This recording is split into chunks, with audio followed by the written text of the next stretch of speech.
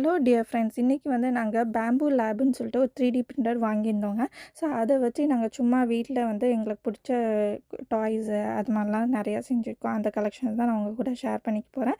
So இது வந்து ஒரு நாய்க்குட்டி பொம்மை. இது வந்து பார்த்திங்கன்னா அந்த உள்ளனில் தச்சா எப்படி அந்த டெக்ஸ்சர் இருக்குமோ அந்த மாதிரி நாங்கள் பண்ணியிருக்கோம்.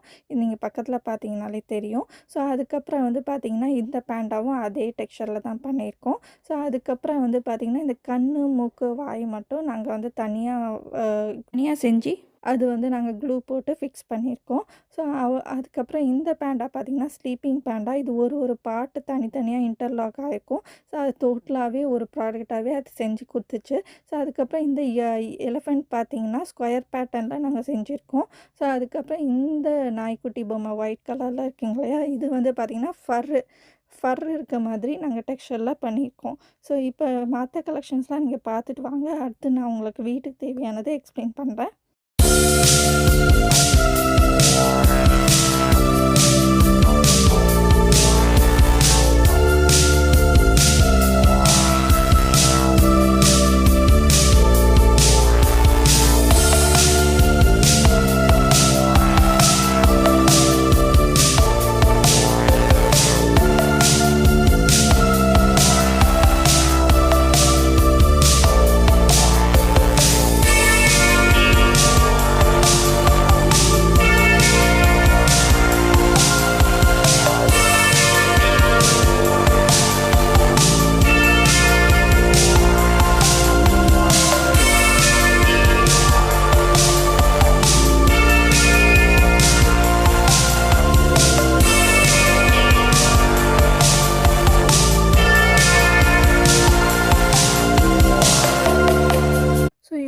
எல்லா கலெக்ஷன்ஸும் டெம்பிள் கலெக்ஷன்ஸ், அதாவது கோபுரம் அதை மாதிரி செஞ்சுருக்கிறது எல்லாமே பார்த்துருப்பீங்க. இது வந்து பார்த்திங்கன்னா சோப் பாக்ஸுங்க.